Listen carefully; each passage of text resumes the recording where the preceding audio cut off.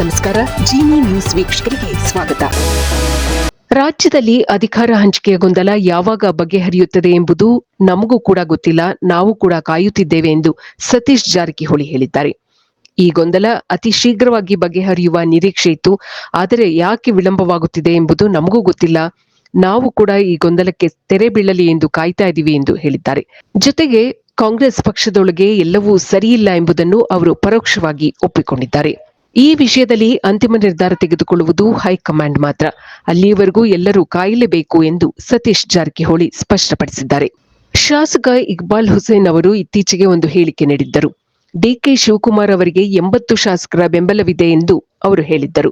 ಈ ಹೇಳಿಕೆಗೆ ಪ್ರತಿಕ್ರಿಯಿಸಿದ ಸತೀಶ್, ಶಾಸಕರು ತಮ್ಮ ಅಭಿಪ್ರಾಯ ಹೇಳಿರಬಹುದು, ಸಂಖ್ಯೆ ಮುಖ್ಯವಲ್ಲ, ಹೈಕಮಾಂಡ್ ತೀರ್ಮಾನ ಮುಖ್ಯ ಎಂದು ಮತ್ತೊಮ್ಮೆ ಸ್ಪಷ್ಟಪಡಿಸಿದರು. ಸಿದ್ದರಾಮಯ್ಯ ಮತ್ತು ಡಿಕೆ ಶಿವಕುಮಾರ್ ನಡುವಿನ ಪೈಪೋಟಿಯಿಂದಾಗಿ ಸತೀಶ್ ಜಾರಕಿಹೊಳಿ ಅವರಂತಹ ಪ್ರಭಾವಿ ನಾಯಕರು ಕೂಡ ಬೇಸತ್ತಿದ್ದಾರೆ ಎಂದು ಕೆಲವು ಮೂಲಗಳು ವರದಿ ಮಾಡಿವೆ. ಹೈಕಮಾಂಡ್ ಈ ವಿಷಯವನ್ನು ಬೇಗನೆ ಇತ್ಯರ್ಥಪಡಿಸದೆ ವಿಳಂಬ ಮಾಡುತ್ತಿರುವುದು ಆಡಳಿತದ ಮೇಲೆ ನೇರ ಪರಿಣಾಮ ಬೀರುತ್ತಿದೆ ಎಂದು ಸತೀಶ್ ಜಾರಕಿಹೊಳಿ ತಮ್ಮ ಅಭಿಪ್ರಾಯ ವ್ಯಕ್ತಪಡಿಸಿದ್ದಾರೆ.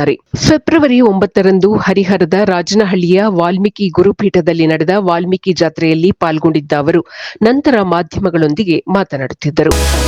ಇದು ಈ ದಿನದ ನಿರಂತರ ಸುದ್ದಿಗಳಿಗಾಗಿ ವೀಕ್ಷಿಸುತ್ತಿರಿ ಜಿನಿ ನ್ಯೂಸ್. ನಮಸ್ಕಾರ.